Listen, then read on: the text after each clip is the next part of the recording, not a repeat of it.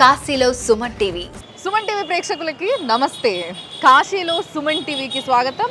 Sponsored by Varahi silks. పెళ్ళైనా పండగైనా వేడుక ఏదైనా పట్టుచీరల ప్రత్యేక వేదిక వారాహి సిల్క్స్. సాంప్రదాయానికి సౌందర్యానికి వారధి. ఇక్కడ పెద్ద మనుషులు ఇద్దరు ఉన్నారు. వాళ్ళతో మాట్లాడుతుంటే చాలా మంచిగా అనిపించింది. నేను ఎప్పుడో మా తాతమ్మలు, మా అమ్మమ్మ, మా నానమ్మ వీళ్ళు చెప్పినప్పుడు విన్నా ఏంటి అంటే, మనోబుద్ధ్యహంకార చిత్తాని నాహం న చ శ్రోత్ర జిహ్వే న చ గ్రాణ నేత్రే న చ వ్యోమ భూమి న తేజో న వాయు చిదానంద రూప శివోహం శివోహం. కాశీకి పెద్దవాళ్ళు ఒక ఏజ్ వచ్చిన తర్వాత కాశీకి వచ్చి ఇక్కడ ఉండడానికి చాలా ఇష్టపడతారంట.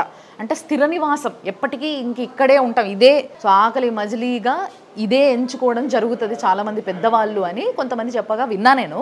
కానీ ఇప్పుడు ప్రత్యక్షంగా వాళ్ళిద్దరిని చూస్తుంటే అర్థమవుతుంది. వాళ్ళతోనే మాట్లాడదాము. నమస్తే అమ్మా. నమస్తే అండి.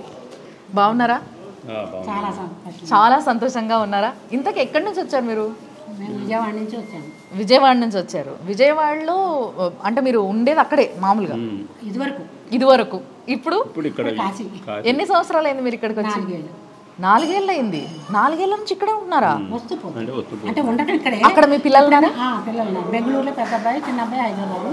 వాళ్ళ దగ్గరికి ఇల్లు విజయవాడలో ఉంది. వాటన్నీ చూసుకుని వస్తాం ఎప్పుడన్నా 1 నెల 2 నెలలు. ఓకే. అంటే ఇక్కడ ఏం చేస్తూ ఉంటారు మరి?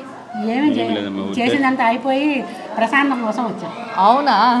ఇంతకీ మీరు తప్పు పట్టకపోతే అడుగుతా నేను మిమ్మల్ని, మీ వయస్సు చెప్పగలుగుతారా? నాకు 64, ఆయనకి 70. ఓ, మరి ఇక్కడ ఉండడానికి ముఖ్య కారణం ఏంటి? మీరు కాశీ కైవల్యం అంటే మోక్షం కోసం అనొచ్చా? అంతే కదా, ఆయన ఇష్టం, అది ఏమి ఇస్తాడన్నది. అంతేనా? అంతే, మన చేతిలో లేదు. ప్రతిరోజు మీ దినచర్య ఎట్లుంటుంది? అసలు ఏం చేస్తారు మీరు? మేము మామూలుగా ఇంటి దగ్గర అన్నట్టు వాడుకున్నాం. తర్వాత గంగా దర్శనం చేసుకుంటాం. ఓపిక ఉంటే స్నానం చేస్తాం, లేకపోతే ఆరోగ్యరీత్యా దర్శనాలు మాత్రం చేసుకుంటాం. ఈ గుళ్ళకి కూడా తిరుగుతాం, లేకపోతే లేదు. కాశీలో ఉండటం ప్రధానం, గాలి పీల్చడం, నీళ్లు తినటం, ఉండటం. 4 సంవత్సరాలుగా మీరు ఇక్కడ ఉన్నారు కాబట్టి మీలాగా వచ్చే పెద్ద మనుషులకి, లేకపోతే మీలాగా వచ్చి ఉండాలనుకుంటున్న పెద్ద మనుషులకి, వాళ్ళకి మీరు ఏం చెప్తారు? అంటే ఏం చేయొచ్చు ఇక్కడికి, ఎట్లా వెసులుబాటు ఎట్లా చేసుకోవాలి ఇక్కడ ఉండాలంటే? కేదార్ ఘాట్లో అద్దెలకు ఉన్నాయి. మన ఇష్టం, ఒక 4,000 దగ్గర నుంచి 10,000 15,000 దాకా ఉన్నాయి. అంటే మీలాగా చాలా మంది జంట ఉంటారు అక్కడ? బోలెడు మంది. కేదార్ ఘాట్లో 4,000 మంది ఉన్నారు. 4,000 జంటలు ఉన్నాయి? జంటలు కాదు, మొత్తం విడివాళ్ళు కూడా. తెలుగు వాళ్ళు ఎంతమంది ఉండొచ్చు? తెలుగు వాళ్ళే 4,000 మంది ఉన్నారు. 4,000 మంది ఉన్నారంట.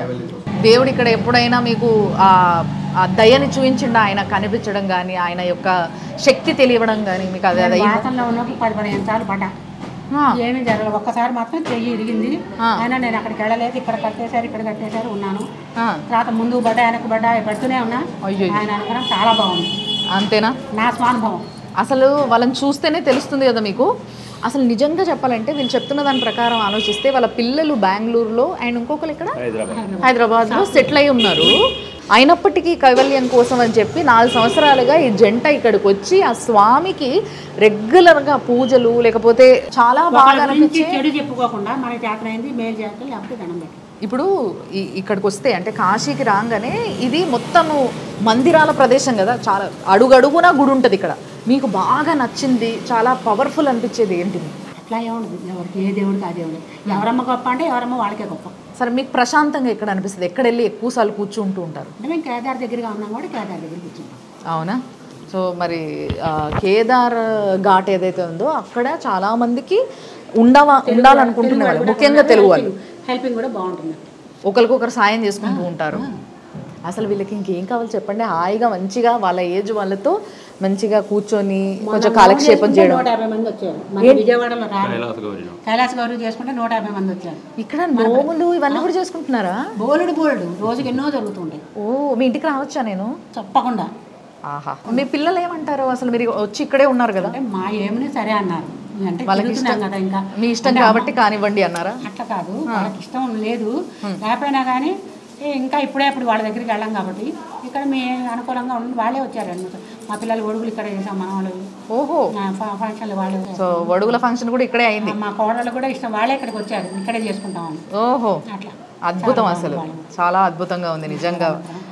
అసలు వీళ్ళని చూస్తూ ఉంటే ఇంతకన్నా ఏం కావాలి జీవితంలో అనిపిస్తుంది నాకు కూడా. చాలా చాలా ధన్యమైపోయింది అనిపిస్తుంది మీలాంటి వాళ్ళని కలవడంతో. తప్పకుండా వస్తామమ్మా. Thank you sir. మనోబుద్ధ్యహంకార చిత్తాని నాహం న చ శ్రోత్ర జిహ్వే న చ గ్రాణ నేత్రే న చ వ్యోమ భూమి న తేజో న వాయు చిదానంద రూప శివోహం శివోహం.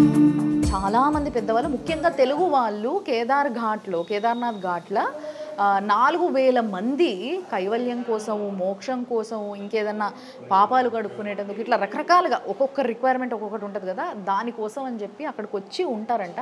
అక్కడ ఒక ఆశ్రమం లాగా ఉందంట, అందులో అందరికీ ఒక్కొక్క రూమ్ ఇవ్వడం జరిగిందంట.